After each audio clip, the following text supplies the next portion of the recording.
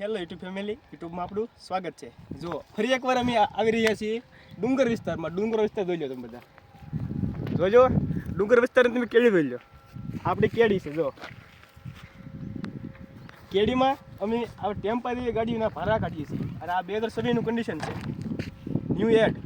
જોઈ લો તમે આખું કન્ડિશન જોવો પેલા ફરતી ઠાઠું જોઈ લો, ઠાઠું આ બધું આવી જાવ.